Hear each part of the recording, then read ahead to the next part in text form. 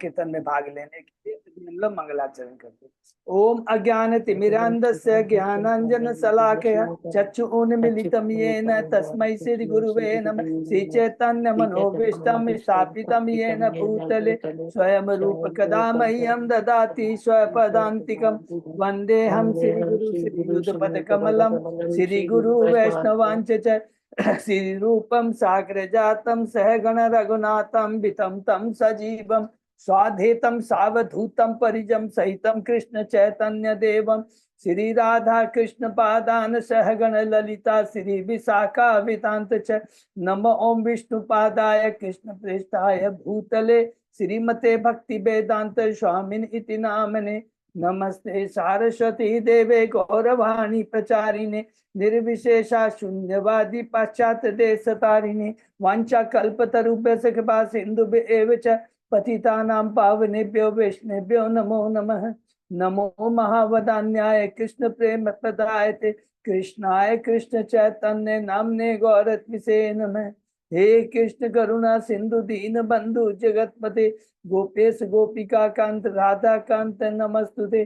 तप्त कंचन गौरांगी राधे वृंदावनेश्वरी विश्वानुसुते देवी प्रणमामि हरिप्रिये। नीलांचल निवासाय नित्याय परमात्मने बलभद्र सुभद्रायां जगन्नाथाय ते नमः। जय श्री कृष्ण चैतन्य प्रभु नित्यानंद श्री अद्वैत गदाधर श्रीवासादि गौर भक्त बिंद मुखम करोति वाचालम पंगुलंगे यत्कृपातमहं वंदे श्री गुरु मदीन तारिणम परमानंद माधवम श्री चैतन्य ईश्वरम। हरे कृष्ण कृष्ण कृष्ण हरे हरे हरे राम राम राम श्री श्री मंगलाचरण की जय। श्रीला प्रभुपाद की जय। हरे कृष्णा। आज की इस भागवतम चर्चा में सभी भक्तों का हार्दिक स्वागत है। सभी भक्तों के चरणों में मेरा सादर धर्म प्रणाम है। राधा माधव राधा गोविंद गुरु आचार्य परम वैष्णव परम भागवतों की असीम कृपा से हम सब भक्त लोग मिलकर श्री भागवतम के ऊपर चर्चा कर पा रहे हैं।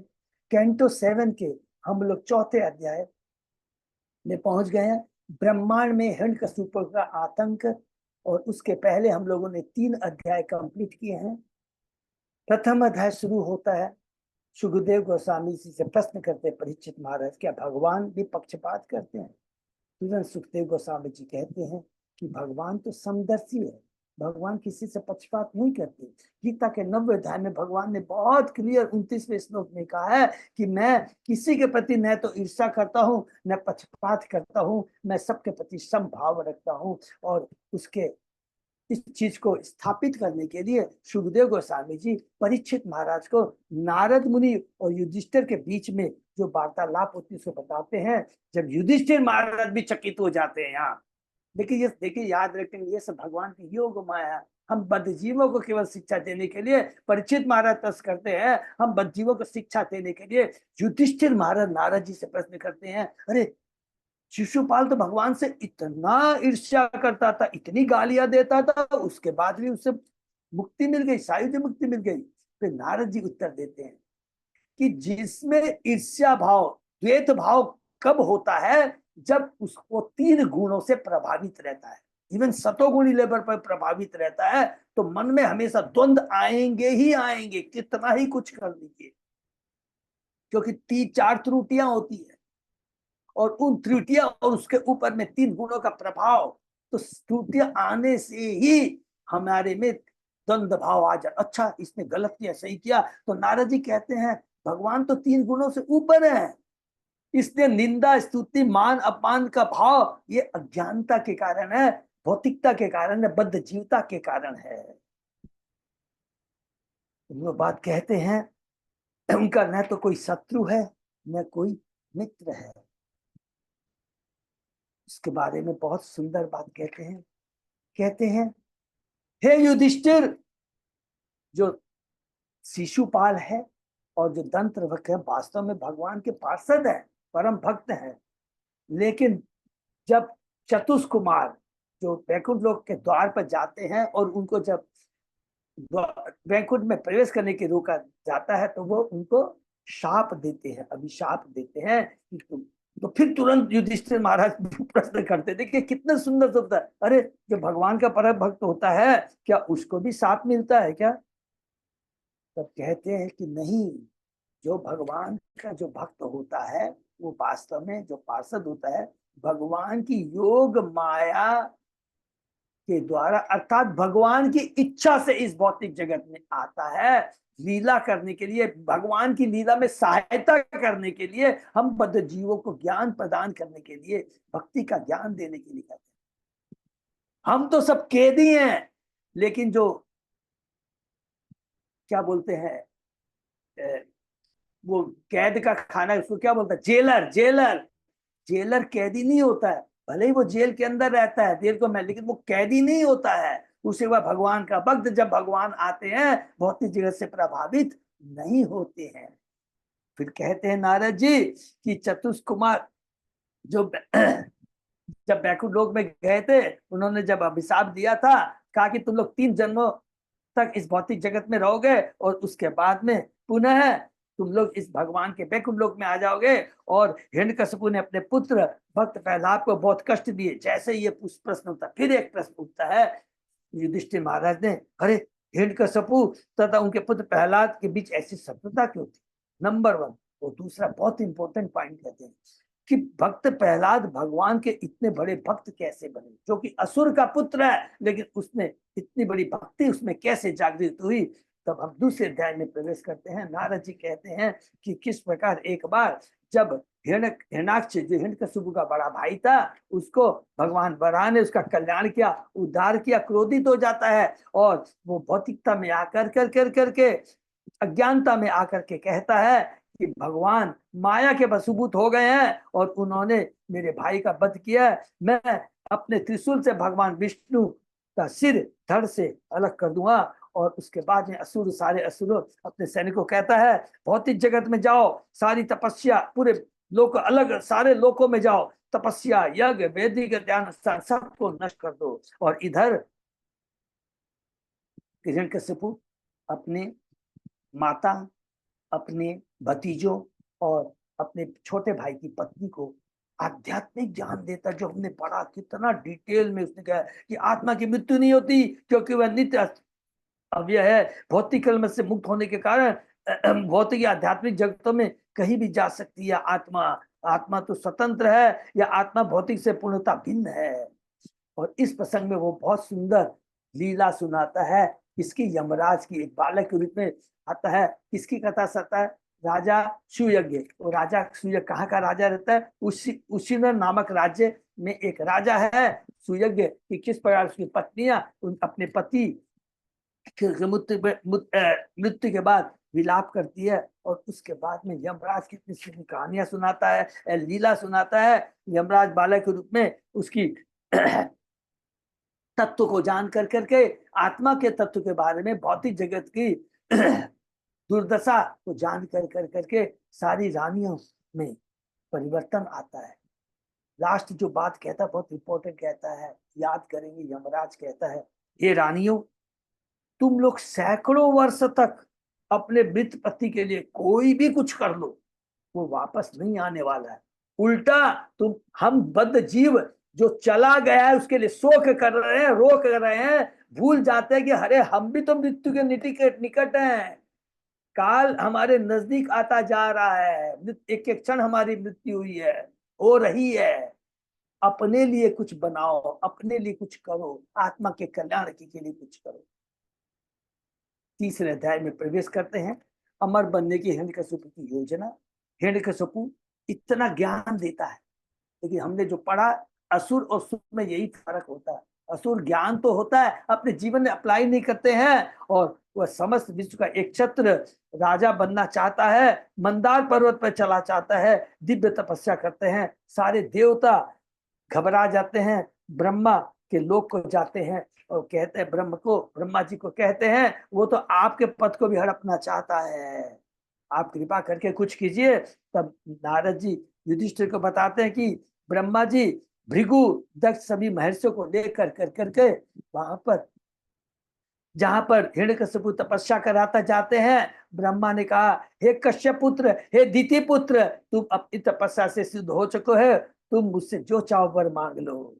फिर नारद जी युधिष्ठिर से कहते हैं यह कहकर ब्रह्मा जी ने अपने कमंडल के जल निकाल कर हिरण्यकशिपु पर छिड़का। हिरण्यकशिपु कुछ उठ बैठा, उसका शरीर दिव्य हो गया, सारी कांति से युक्त हो गया। फिर हिरण्यकशिपु कहता है, पहले तो ब्रह्मा जी को भगवान के उसमें स्तुति करता है, आप सृष्टि पालन का अर्थात संहार करने वाले हैं, आप इस सतोगुण रजोगुण तमोगुण इन तीन प्रकृति के गुणों के आधार है, इसके ऊपर है, इससे कभी भी आप खुद प्रभावित नहीं होते। हे प्रभु, हे श्रेष्ठ वरदाता, यदि आप मुझे वास्तव में वर देना चाहते हैं तो यह वर दे कि मैं आपके द्वारा उत्पन्न किसी भी जीव के द्वारा मृत्यु को प्राप्त न हूं।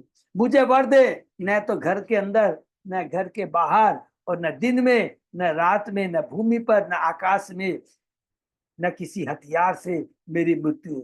मुझे सारे जीवों लोकपालों का एक छत्र स्वामित्व प्रदान करे और उस भय से माने जो काल है उसे हमें मुक्त करे।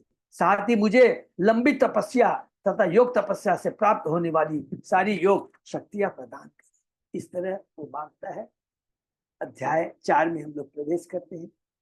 ब्रह्मांड में हिरण्यकशिपु का आतंक देखिए। जब वो इतनी प्रार्थना करता है तो फिर नारद जी बताते हैं युधिष्ठिर महाराज को कि ब्रह्मा जी हिरण्यकशिपु की कठोर तपस्या से अत्यंत प्रसन्न थे और उन्होंने उसे दुर्लभ वर प्रदान कर दिया। इस प्रकार हिरण्यकशिपु समग्र ब्रह्मांड का विजेता बन गया। जैसे ही उसे वरदान मिला, समग्र ब्रह्मांड का विजेता विजेता बन गया। वह स्वर्ग में सुप्रसिद्ध नंदन उद्यान में रहने लगा, उसका भोग करने लगा जिसका भोग देवता करते हैं। वह इंद्र के अति ऐश्वर्यशाली महल में रहने लगा। सारे देवता, ब्रह्मा, शिव और विष्णु को छोड़कर सारे देवता अपने अपने हाथों में विविध भेंटें लेकर के उसके पास जाते थे, उसकी पूजा करते थे, सेवा करते थे। लेकिन हमने पढ़ा, इतना होने के बाद में बहुत इंपॉर्टेंट श्लोक पढ़ा, समस्त दिशाओं को वश में करने की शक्ति प्राप्त करके तथा सभी प्रकार की इंद्र तृप्ति का भोग करने के बावजूद भी हिरण्यकशिपु असंतुष्ट था। हरि बोल। क्योंकि वह अपनी इंद्रियों को वश में करने के बजाय उसका दास बना रहा। ये है भौतिक जगत के ऐश्वर्य जो हमें भ्रम करता है, हमें भ्रमित करता है और हमारे दुख का कारण बनता है। इस प्रकार हिरण्यकशिपु के अत्याचार से पीड़ित होकर विभिन्न लोक के निवासी भगवान विष्णु के शरण में जाते हैं। उन सबों ने अपने मन को पूर्णता वश में करके भगवान ऋषिकेश से भगवान की पूजा करनी आरंभ की। तो यहाँ पर जहां तक शायद हमने पढ़ा है इतना ही निकला, और उसके आगे अब हम लोग पढ़ेंगे। ओम नमो भगवते वासुदेवाय। ओम नमो भगवते वासुदेवाय। ओम नमो भगवते वासुदेवाय। नारायण नमस्कृत्य नरं चैव नरोत्तमं देवी सरस्वती व्यासं ततो जयम् उदीरये। नष्टायेषु भद्रेषु नित्यं भागवत सेवया भगवती उत्तम श्लोके भक्ति भवति नैष्ठिकी। कृष्णाय वासुदेवाय देवकी नंदनाय च नंद गोप कुमाराय गोविंदाय नमः। आराधयो भगवान भजेश तनय ततदाम बिंदावनम रमया काचिदुपासना व्रजवधु वर्गेण्य कल्पिता। श्रीमद्भागवतम प्रमाणम अमलम प्रेमापुमर्तो महान। श्री चैतन्य महाप्रभो मतमिदं तत् आदरो न पर। हरे कृष्ण कृष्ण कृष्ण हरे हरे, हरे राम राम राम हरे हरे। ओके। कैंटो 7 अध्याय 4 शीर्षक ब्रह्मांड के हिरण्यकशिपु का आतंक, श्लोक नंबर 26। तो हमने अंत किया, समाप्त किया था सॉरी, कि देवता भगवान के पास पहुंचते हैं। कहाँ जाते हैं हम सबको मालूम है, क्षीर सागर में वो जाते हैं। वहां पर भगवान की स्तुति करते हैं और भगवान का दर्शन नहीं कर पाते हैं, खाली उनकी वाणी के गंभीर एक वाणी सुनते हैं जो सारे भय को मुक्त करने वाली थी। और भगवान कहते हैं, डरो मत, डरो मत। तो सॉरी, श्लोक पढ़ते हैं लोग 26। तो 25 और 26 दोनों एक साथ में, तो एक समय हम शुरू करते हैं। श्लोक नंबर 25 से शुरू करते हैं। माँ भेष्ट विभूत माँ भेष्ट विभूत श्रेष्ठा सर्वेषां बद्धम अस्तु व मत दर्शनम ही भूतानां सर्वसे उपपत्ति ज्ञातम दोरात्ययम दैत्य अप अप सदस्य यह तस्य शांतिम करिष्य करिष्य तस्य शांति करिष्यामि कालम तावत प्रतीक्षुत।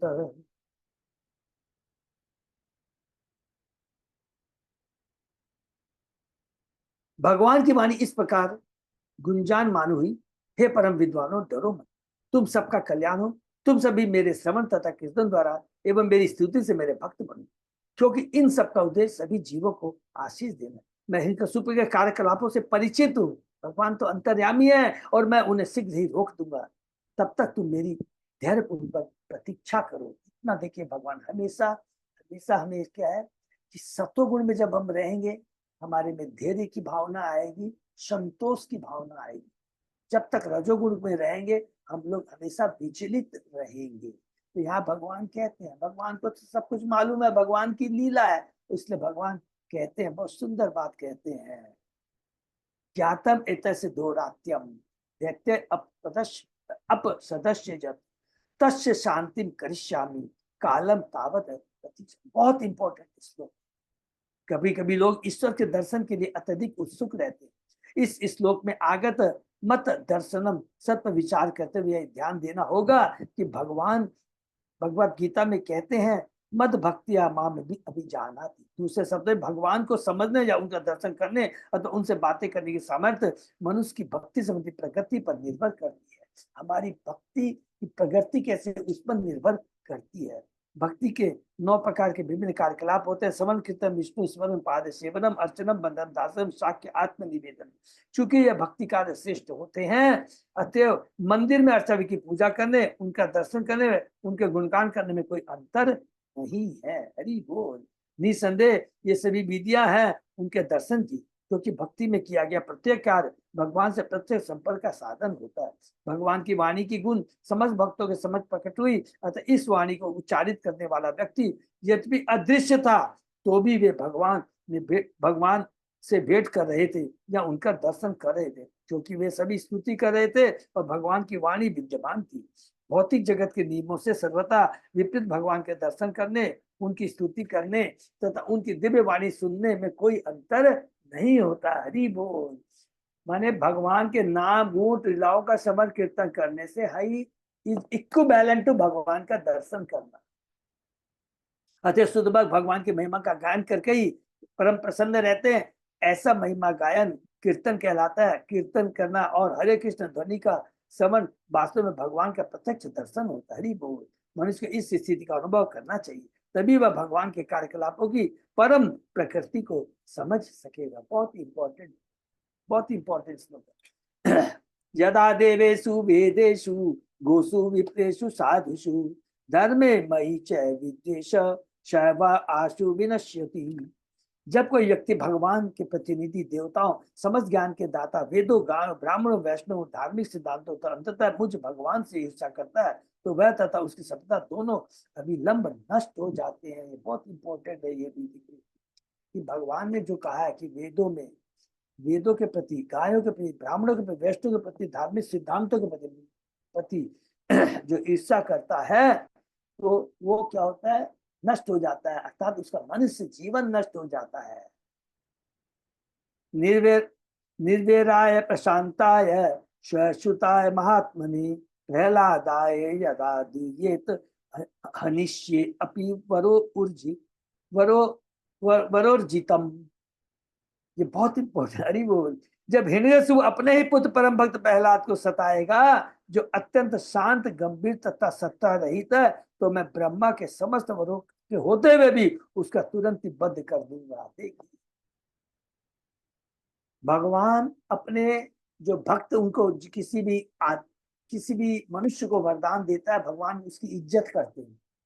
आप कहीं भी देख लेंगे जब भी कोई भक्त वरदान देता है भगवान उसको पूरा करते हैं। चाहे शिव जी ने किसी को वरदान दिया हो, चाहे ब्रह्मा जी ने किसी को वरदान दिया हो, चाहे नारद जी ने वरदान दिया हो, भगवान उसका पूरा करते हैं। नारद जी ने नल कुबेर को अभिशाप दिया था, फिर कहा था कि नहीं कृष्ण तुम्हारा कल्याण करेंगे। भगवान शिव ने कितने को दिया है। ब्रह्मा जी ने यहाँ रिसेंटली हमने देखा है कि हिरण्यकशिपु को वरदान पूरा करते हैं, लेकिन कंडीशन एक है, अगर वो कोई वैष्णव के चरणों में प्रार्थना करता है शुद्ध भक्त, तब भगवान बर्दाश्त नहीं करते। यही बात यहाँ पर भगवान कह रहे हैं। क्यों कह रहे हैं, कितनी बड़ी स्टार्टिंग के इस श्लोक में किस चीज से है, जो अत्यंत शांत गंभीर तथा शत्रु रहित है, और ये वैष्णव क्वालिटी होती है। तो ये होना बहुत जरूरी है, जिसको हम आगे डिस्कस करेंगे। तो ये भगवान कहते हैं समस्त पापों में सबसे कठिन पाप है शुद्ध भक्त या वैष्णव के चरणों में अपराध। हरि बोल। एक वैष्णव के चरणों कमल पर किया गया अपराध इतना घातक होता है कि चैतन्य महाप्रभु ने इसकी तुलना उस प्रमथ हाथी से की है, जो उद्यान में घुसकर तमाम वृक्षों को उखाड़ कर अत्यंत उपद्रव मचा देता है। यदि कोई ब्राह्मण या वैष्णव के चरण के प्रति अपराधी है, तो उसके अपराध उसके समस्त पुण्य कर्मों का उच्छेद कर देते हैं। अतः मनुष्य को सतर्क रहना चाहिए कि वैष्णव अपराध न हो। यहाँ पर भगवान स्पष्ट कहते हैं कि यद्यपि हिरण्यकशिपु को ब्रह्मा जी से वरदान प्राप्त है, किंतु उसने जो ही अपने पुत्र प्रहलाद के चरणों पर अपराध किया कि उसके सारे वरदान व्यर्थ हो गए। यहाँ पर प्रहलाद महाराज जैसे वैष्णव को निर्वेद अर्थात शत्रुहीन बताया गया। श्रीमद् भागवत में अन्यत्र कहा गया कि अजात सत्व शांता साधव साधु भूषण। सबको समझ में आ गया होगा। देवहूति माता कपिल, भगवान कपिल बताते हैं, भक्त उसको कोई भक्त कोई शत्रु नहीं होता, वह शत्रुता मोल नहीं लेता, किंतु यदि कोई उसका शत्रु बनता है तो भगवान उसका संहार कर देते हैं, चाहे उसे कहीं से कितने ही वरदान क्यों न प्राप्त हो। चाहे उसे कहीं से कितने ही वरदान प्राप्त हो, चाहे ब्रह्मा जी चाहे शिव से या किसी से भी वरदान प्राप्त हो, वो भगवान बर्दाश्त नहीं करेंगे। दुर्वासा मुनि का सबको उदाहरण याद है, उसने अमरीश महाराज के चरणों में अपराध किया था। निश्चय हिरण्य अपनी तपस्या के फलों को भोग रहा था, किंतु यहाँ पर भगवान कहते हैं कि वह जो ही प्रहलाद महाराज के चरण फलों अपराध करेगा कि उसका विनाश कर दिया जाएगा। अपने पुण्यों के परिणाम से किसी की दीर्घायु, ऐश्वर्य, सुंदर शिक्षा तथा उसकी संपत्ति उसे इच्छा नहीं कर सकती यदि वह वैष्णव के चरणों पर अपराध करता है। इसको अंडरलाइन कर लेंगे, बहुत इंपॉर्टेंट बात है। दीर्घ आयु, ऐश्वर्य, सौंदर्य, जो कुछ भी ये सारी भौतिक चीजें हैं, याद रखेंगे पहली चीज, ये जो कुछ भी मिलता है, चाहे देवताओं से मिल जाए, किसी से भी मिल जाए, अगर इसका दुरुपयोग किया जाता है, दुरुपयोग का मतलब है वैष्णव के चरणों पर अपराध करता है, तो ये सब कुछ विनष्ट हो जाता है। सब कुछ होते भी यदि कोई वैष्णव के चरणों पर अपराध करता है तो वह विनष्ट हो जाता है। श्री नारद वाच है इत्युक्ता लोक गुरुना तम ब्रह्मण्य दिवोक्षः न्यवर्तन्त गतो देगा मेनिरे चाशुरम हतम। परम साधु नारद मुनि ने कहा, जब सबों के गुरु भगवान ने स्वर्ग में रहने वाले सभी देवताओं को इस तरह आश्वस्त कर दिया, तो उन सबों ने उन्हें प्रणाम किया और विश्वास होकर लौट आए कि अब तो हिरण्यकशिपु एक तरह से मर चुका है। हरि बोल। देखिए देवता का भगवान के प्रति कितना विश्वास, ये है सुर प्रवृत्ति, भगवान पर विश्वास है, ये होती है, इसको कहते हैं सुर प्रवृत्ति है, सतोगुणी बुद्धि इसको कहते हैं। लेकिन असुर लोग पूरा ज्ञान उनको सब होता है, लेकिन वो जैसे उदाहरण सबको याद है ना कि जो बहुत माने इसको थोड़ा सा, और जो भगवान का परम भक्त होता है ना, उसको भगवान पर पूर्ण श्रद्धा विश्वास रहता है, जरा भी डाउट नहीं होता है।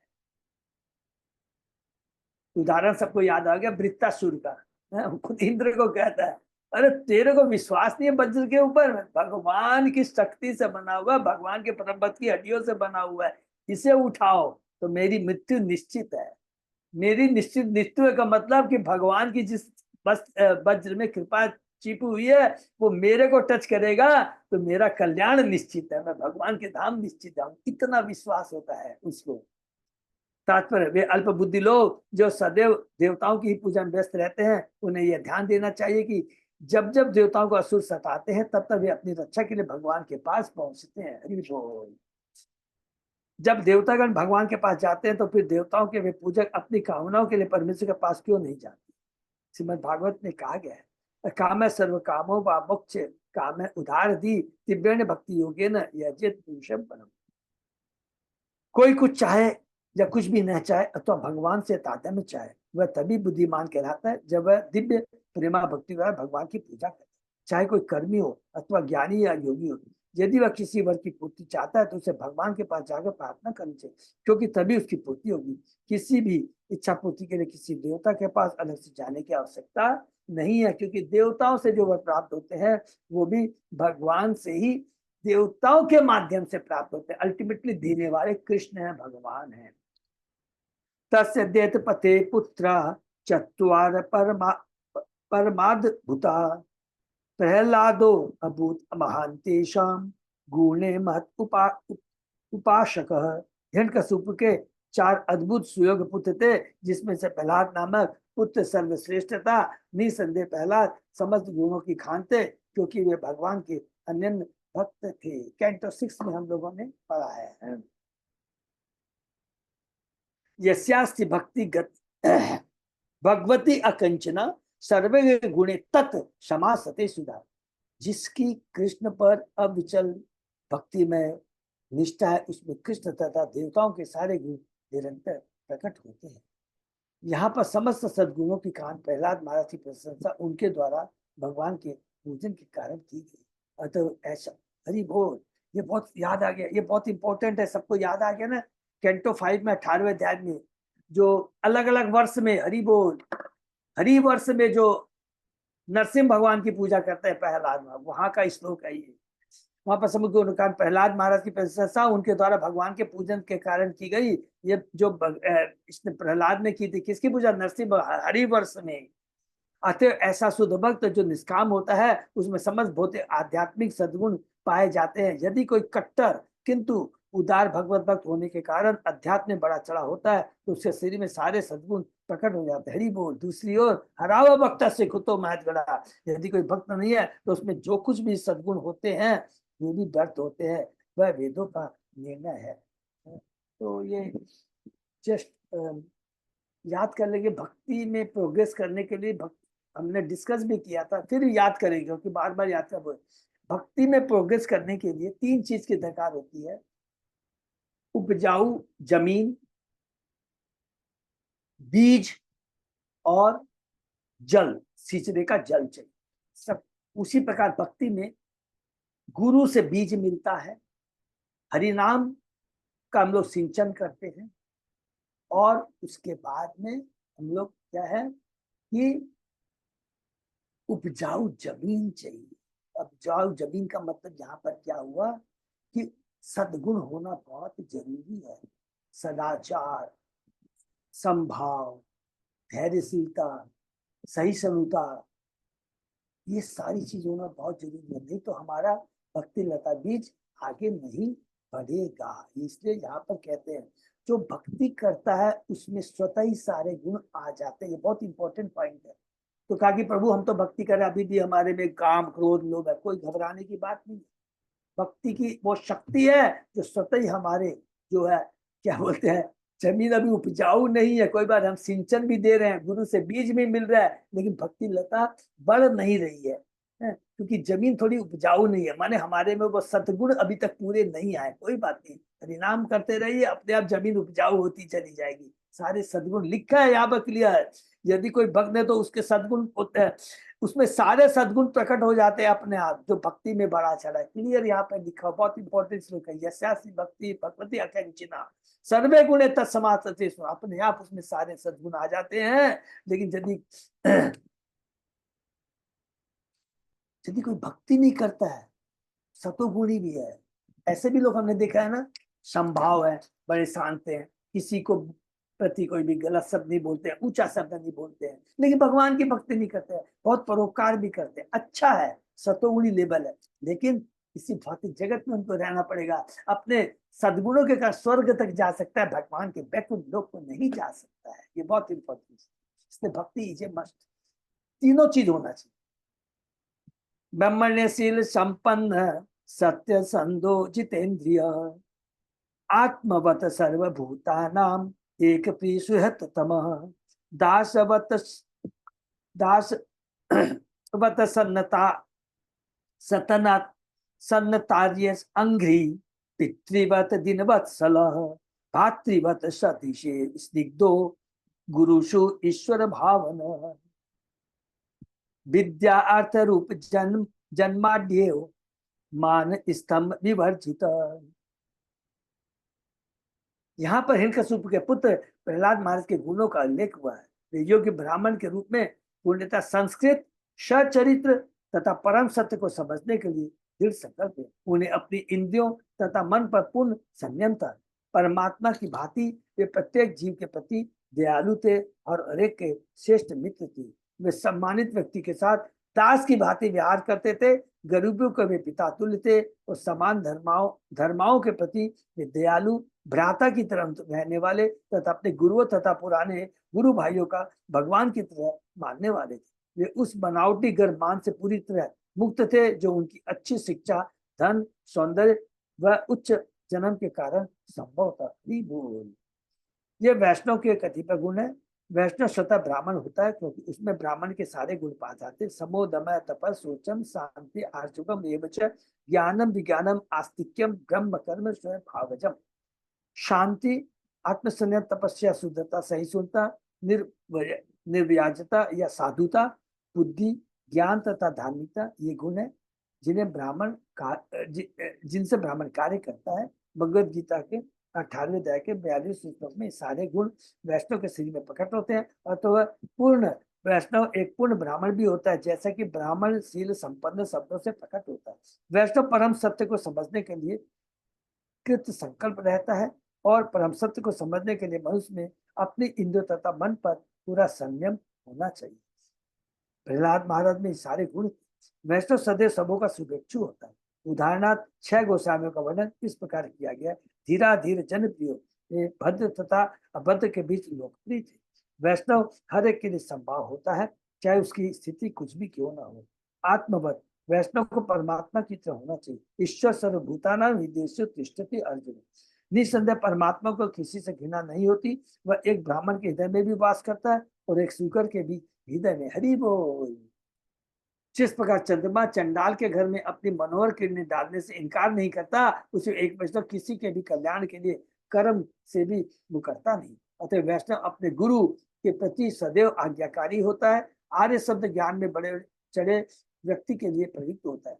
जिसमें ज्ञान का अभाव है वह आर्य नहीं कहला सकता, किंतु इस समय तो आर्य शब्द का उपयोग नास्तिकों के लिए प्रयुक्त होता है। कलयुग की यही दुर्भाग्यपूर्ण स्थिति। तो आज प्रभुपाद जी अपने तात्पर्य में जो कलयुग की दुर्दशा के बारे में बता, लोगों की अज्ञानता के बारे में बता रहे हैं। गुरु शब्द उस आध्यात्मिक स्वामी को बताता है जो अपने भक्त को कृष्ण के विज्ञान में अथवा कृष्ण मंदिर में दीक्षित करता है। जैसा कि श्री विश्वनाथ चैतन्य ने कहा, श्री भगवान मंत्र उपदेशको गुरावित यर्थ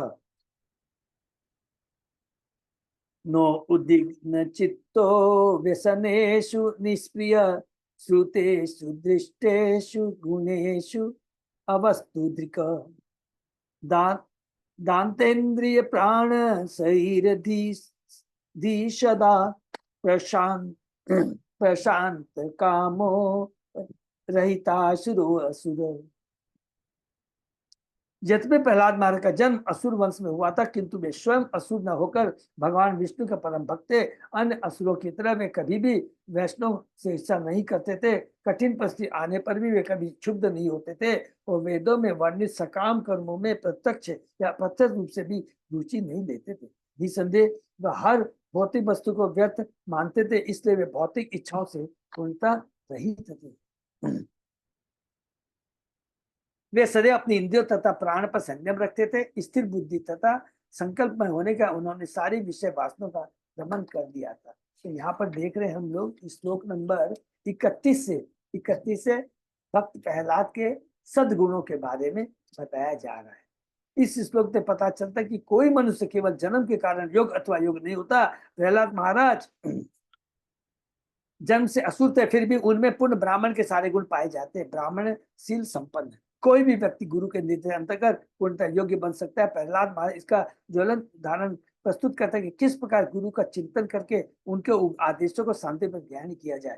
तो यहाँ पर देखिए प्रभुपाद जी हिंट दे दिए कि ये सारे सद्गुण के लिए प्रॉपर गुरु का आश्रय बहुत जरूरी है। कोई भी व्यक्ति गुरु के निर्देशन के अंदर पूर्णता योग्य बन सकता है। प्रहलाद महाराज ने किसका आश्रय लिया था? नारद जी का आश्रय लिया था, और ये सब नारद जी बताते हैं। हरि बोल। यस्मिन् महत गुणा राजन गृह्यन्ते कवि भी मुहु न ते अधुना विधीयन्ते यथा भगवतीश्वरे। हे राजा, आज भी प्रहलाद सद्गुणों का यशोगान विद्वान संत तथा वैष्णव द्वारा किया जाता है। जिससे सारे सद्गुण सदैव भगवान में विद्यमान रहते हैं, उसी तरह उनके भक्त प्रहलाद में भी सदैव पाए जाते हैं। हरि बोल। प्रामाणिक शास्त्र से पता चलता है कि प्रहलाद महाराज अब भी वैकुंठ लोक के साथ साथ मृत्यु लोक में रहते हैं। एक साथ विभिन्न स्थानों में रहने का यह दिव्य गुण भगवान की दूसरी योग्यता है। गोलोक एवं निवस्ती अखिलात्म पिता। यद्यपि भगवान हरे के हृदय में प्रवेश होते हैं, तो भी वे अपने निजी लोग गोलोक वृंदावन में रहे आते हैं। भक्त अपनी अनन्य भक्ति का भगवान जैसे ही गुण प्राप्त कर लेता है। सामान्य जीव इतने योग्य नहीं होते, किंतु एक भक्त पूरी तरह नहीं तो अंशतः भगवान की ही तरह योग्य हो सकता है। यम साधु गाता सदशी रिपुवो अपि सुराधिप प्रतिमानम प्रकुर्वन्ति किम किमुताने भवाद्विष। हे राजा युधिष्ठिर, किसी भी सभा में जहाँ संतों तथा भक्तों की चर्चाएं चलती रहती है, वहां पर असुर के शत्रु देवतागण तक प्रहलाद महाराज को परम भक्त के रूप में उद्धारित करते हैं। आपका तो कहना ही क्या, जो प्रहलाद महाराज का उदाहरण सदा देते हैं। गुणे अलम अशंक्य ये महात्मयम तस्य सूचयति वासुदेव भगवती यस्य नैसर्गिकी रति। भला ऐसा कौन है जो प्रहलाद महाराज के असंख्य दिव्य गुणों के नाम गिना सके? उनको वासुदेव भगवान श्री कृष्ण में अविचल श्रद्धा एवं भक्ति थी। भगवान कृष्ण के प्रति उनकी अनुरक्ति अपनी पूर्व भक्ति के कारण स्वाभाविक थी। यद्यपि उनके सद्गुणों की गणना नहीं की जा सकती, किंतु उनसे सिद्ध होता है कि वे महात्मा थे, परम हंस। दशावतार की स्थिति में जयदेव गोस्वामी कहता है, केशव धीता नर हरि रूपा जय जगदीश। प्रहलाद महाराज भगवान नरसिंह के भक्त थे। जो केशव ये साक्षात कृष्ण है। अतः इस श्लोक में वासुदेव भगवती सबका यह अर्थ लेना चाहिए कि नरसिंहदेव के प्रति प्रहलाद महाराज की अनुरक्ति, वसुदेव के पुत्र वासुदेव कृष्ण के प्रति अनुरक्ति। हरि बोल। इससे प्रहलाद महाराज को महात्मा कहा गया, जैसा कि भगवद गीता में स्वयं भगवान ने इसकी पुष्टि की है। बहुना नाम जन्मनानंते ज्ञानवान प्रपद्यते वासुदेव स्वरमति से महात्मा शुद्धुल्लभ। अनेक जन्मों के बाद जो वास्तव में ज्ञानी है, वो मेरी शरण में आता है और मुझे ही समस्त कारणों के रूप में जानता है। ऐसे महात्मा अत्यंत दुर्लभ है।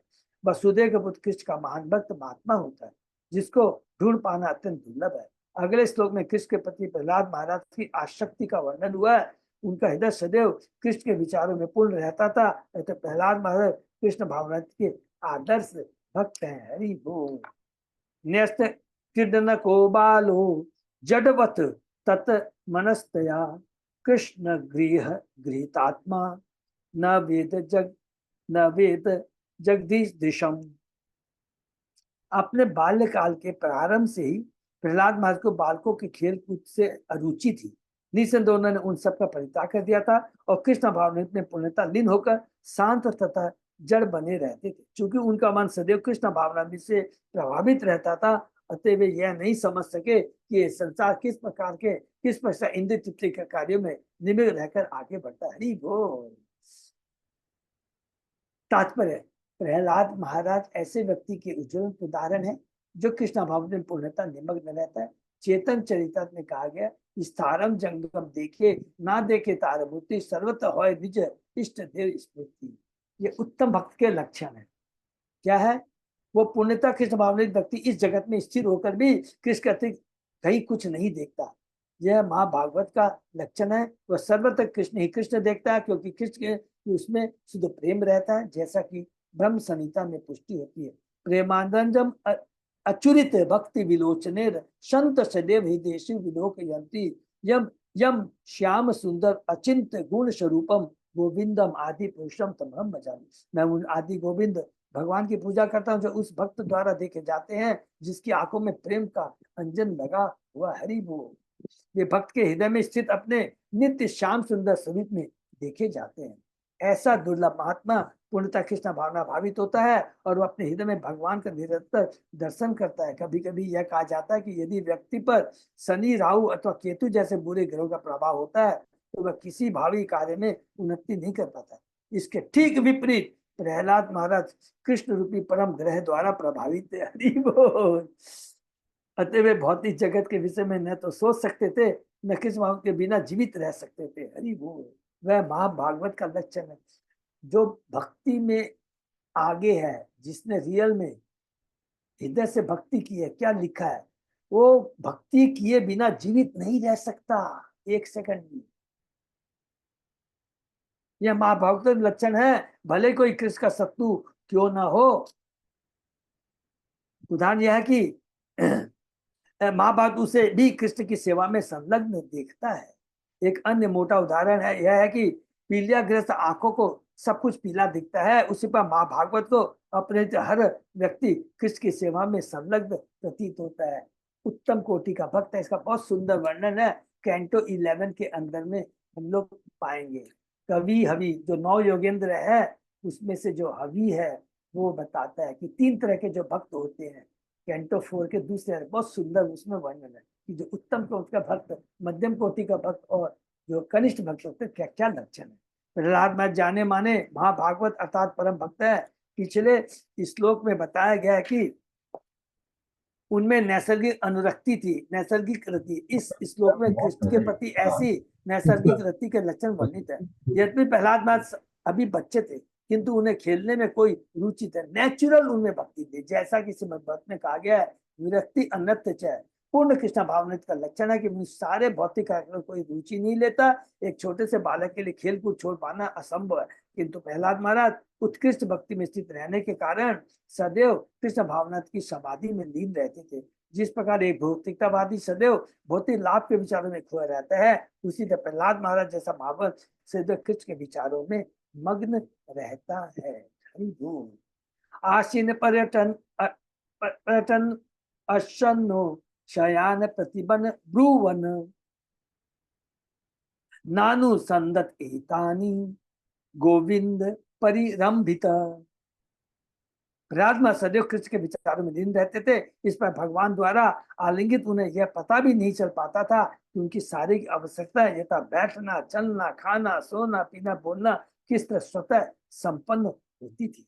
एक छोटा बालक अपनी माता द्वारा लालन पालन किए जाने पर यह नहीं जान पाता कि किस तरह खाने, सोने, लेटने, मलमूत्र विसर्जन जैसी शरीर की आवश्यकता पूरी होती रहती है। वह केवल अपनी माता की गोद में रह आने से संतुष्ट रहता। हरि बोल। इस पर प्रहलाद महाराज एक छोटे से बालक के तुल्य थे जिसकी देखरेख गोविंद द्वारा की जा रही थी।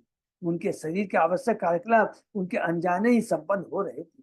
जिस प्रकार माता पिता अपने बालक की देख रेख करते हैं, उसी वह गोविंद के विचारों में मग्न प्रहलाद महाराज की रक्षा गोविंद करते थे। यही कृष्ण भावना भावित है, भावनामृत है।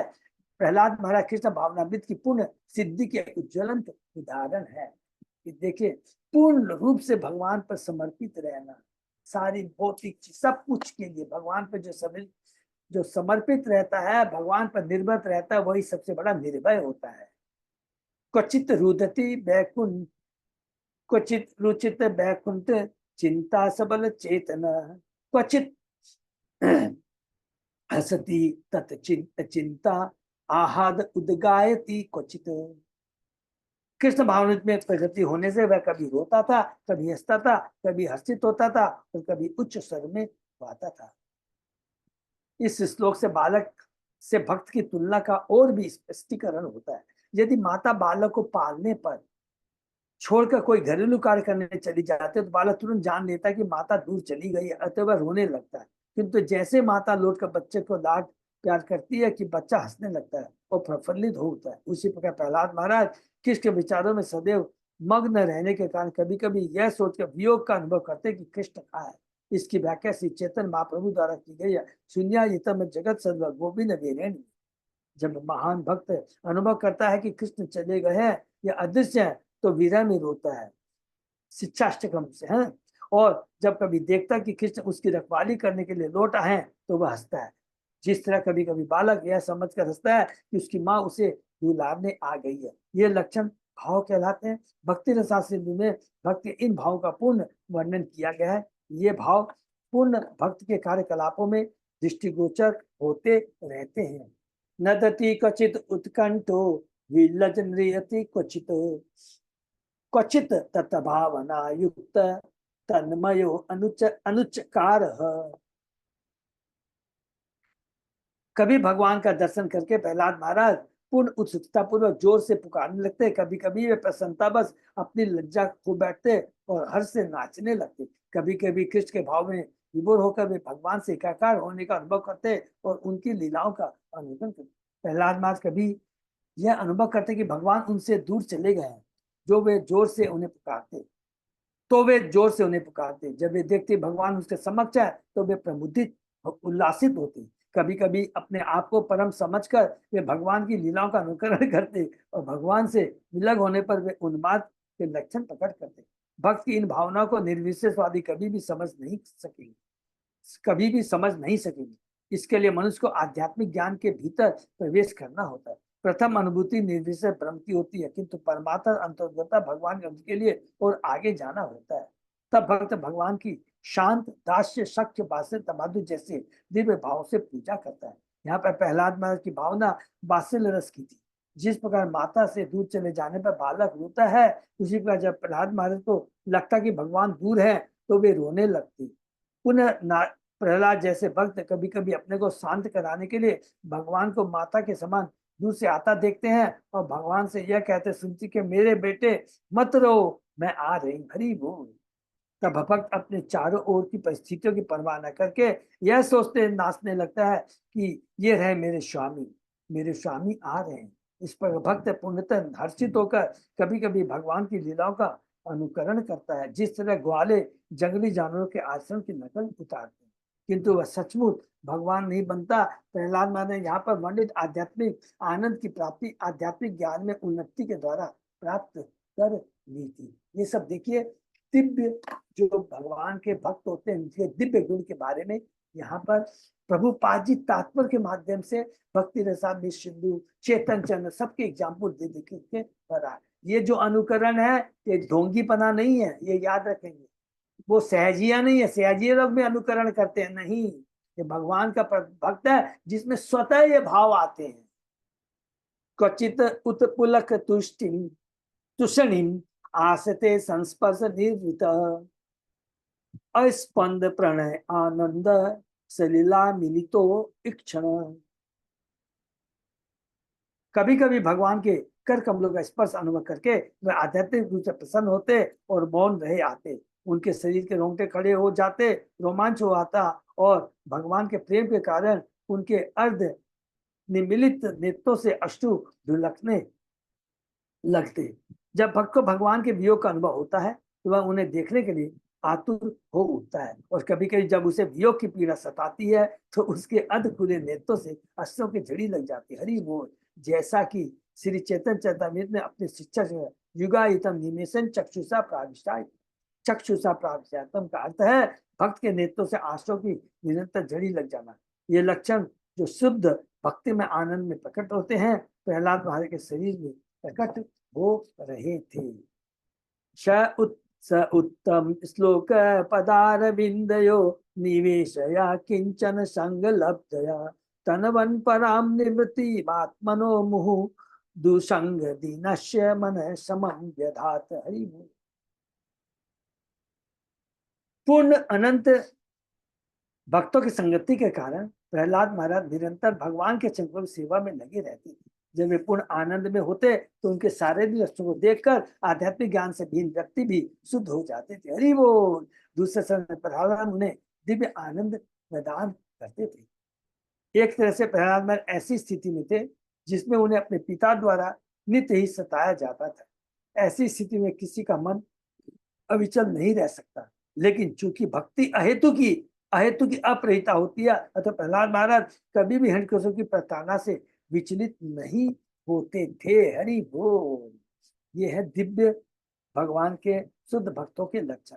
उल्टे भगवान के प्रेम में आत्मविभोर होने से उनके शारीरिक लक्षणों से उनके मित्रों के मन बदलते जो नास्तिक कुलों में उत्पन्न थे। अपने पिता द्वारा सताए जाने से विचलित होने के बजाय प्रहलाद इन मित्रों को प्रभावित करते और उनके मनों को विमल बनाते।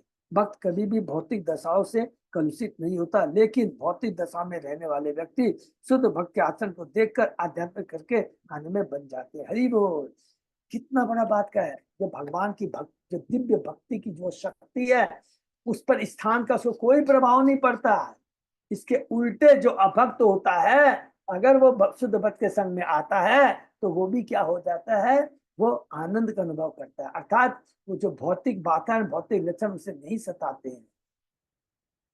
तस्मिन महाभागवतो महाभागे महात्मनि हिरण्यकशिपु राजन अकरोत अगम आत्मजी।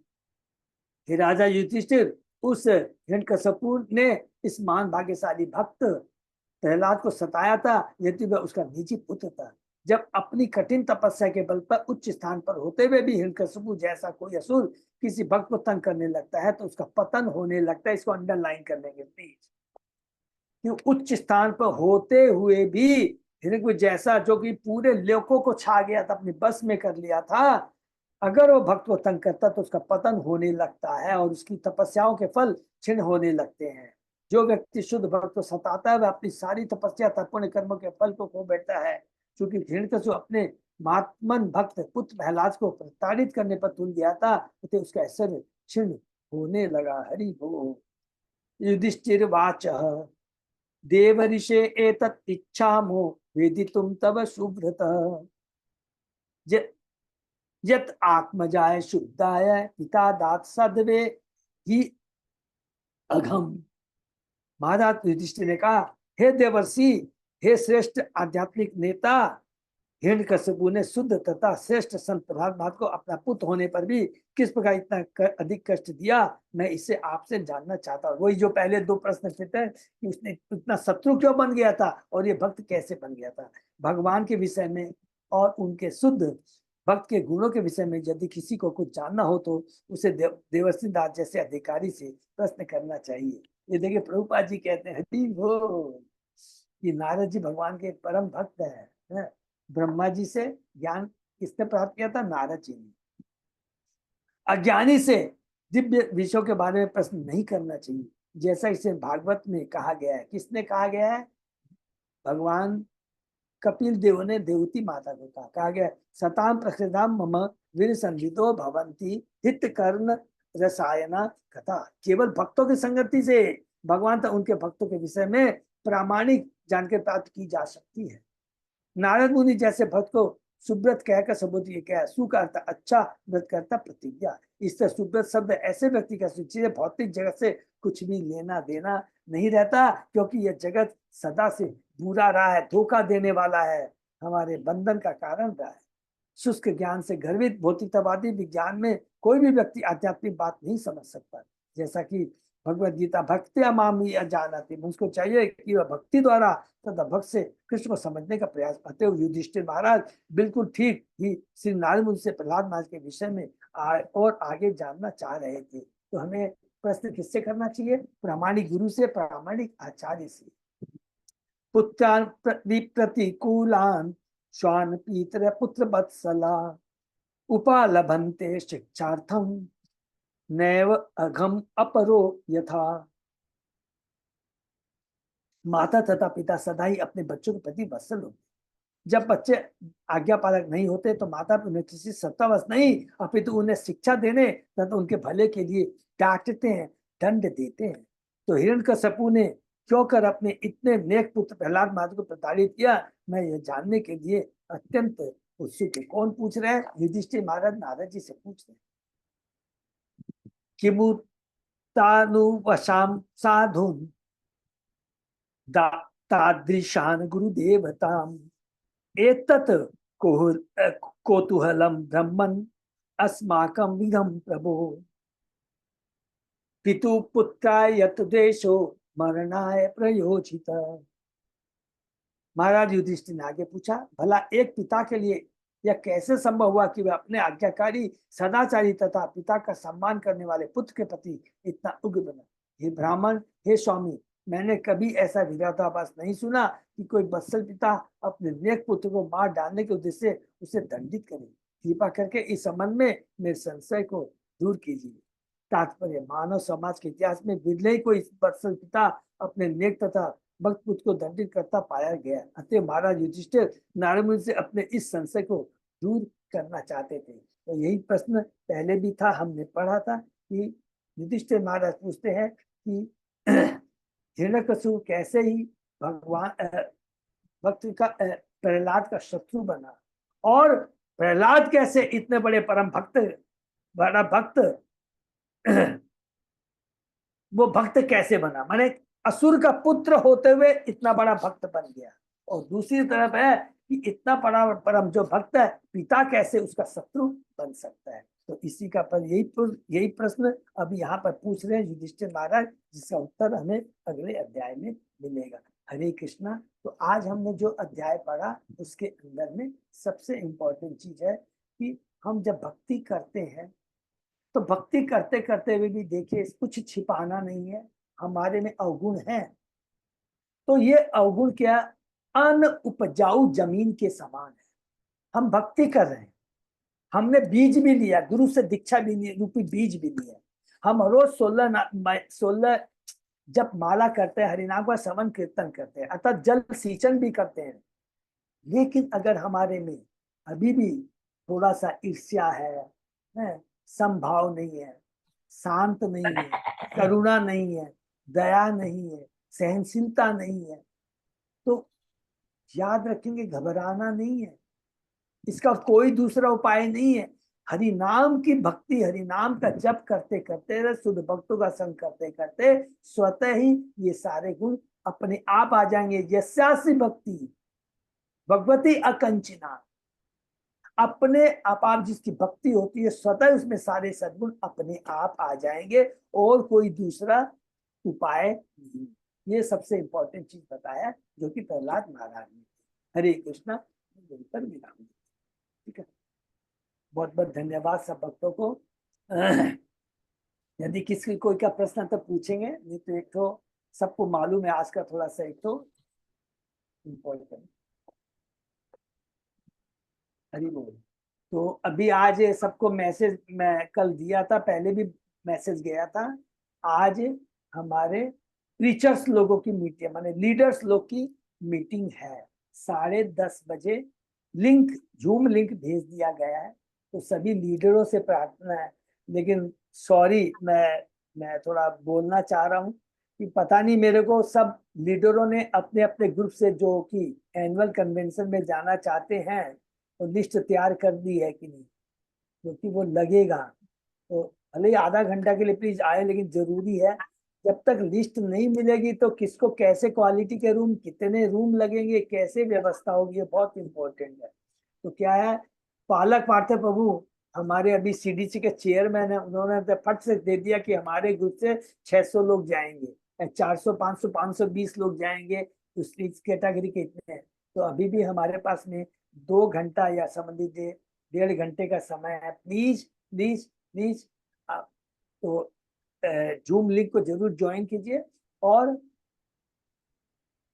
मेंटली प्रिपेयर्ड रहिएगा। मैंने मेंटली क्या, पूरी प्रिपेयर्ड रहिएगा कि आपने अलग अलग ग्रुप से कितने जा रहे हैं, या मेरे को व्हाट्सअप कर देंगे अभी, तो क्या होगा कि मैं उसको टोटल को जोड़ कर करके on behalf of Jagannath group बोल दूंगा कि हमारे जगन्नाथ ग्रुप से इतने हैं। लेकिन हमारे अच्युत अजय दास ने बड़ा विश्वास दिया, कॉन्फिडेंस दिया कि वो 70-100 तो जाएंगे जाएंगे, और मेरा पूरा विश्वास है कोई तो ये तो मैं बोलने वाला ही हूँ।